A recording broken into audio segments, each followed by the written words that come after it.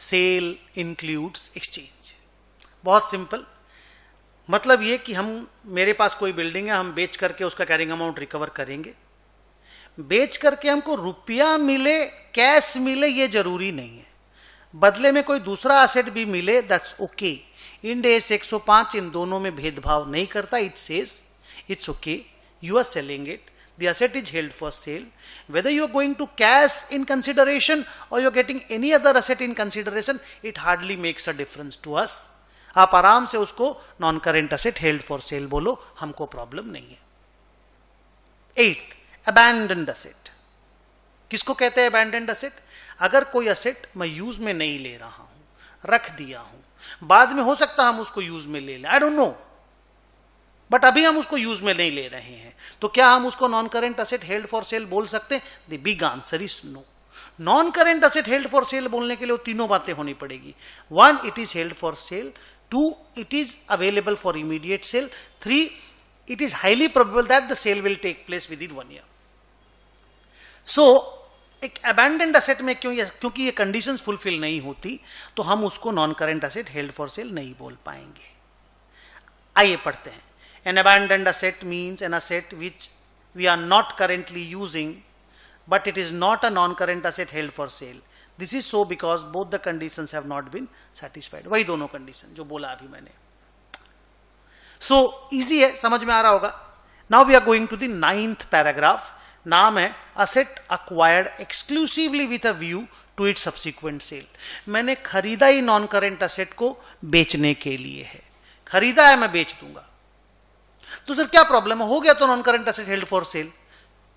End AS 105 का बोलना है कि अगर नॉन करेंट असेट आपने खरीदा exclusively with a view to its subsequent sale, और बाई चांस अगर वो कंडीशन जो दो ठो है, इमीडिएट सेल वाला और प्रोबेबल वाला, अगर वो फुलफिल नहीं हुआ, बाई चांस अगर वो फुलफिल नहीं हुआ, तो क्या करेंगे?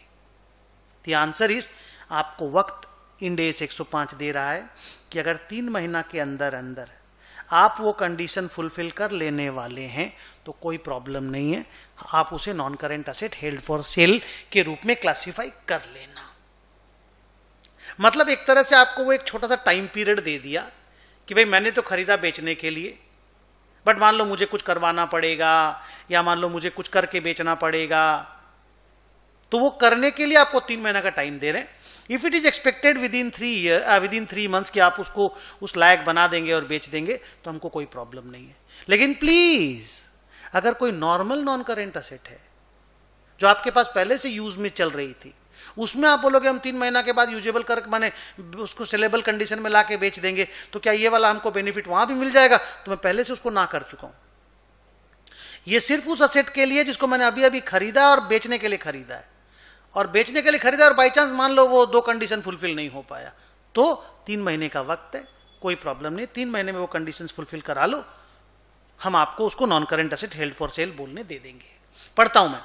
N asset which is acquired exclusively with a view to it subsequent sale will be covered under Ind AS 105 even if the conditions, या even if it doesn't meet the held for sale criteria, but it is expected to meet those criteria with in 3 months. अब आपके मन में question आता होगा, sir मान लीजिए it is expected to meet those criteria after 3 months, तो क्या करेंगे? Answer is, non current asset held for sale नहीं बोलने देंगे, नहीं बोलने देंगे। तो या तो प्रॉपर्टी प्लांट एंड इक्विपमेंट, या इन्वेस्टमेंट प्रॉपर्टी, या कुछ भी और बोल के क्लासिफाई होगा इंड एस 105 के अंदर, और उसके रूल्स को फॉलो करने उस असेट के लिए नहीं मिलेगा, नहीं मिलेगा। ओके।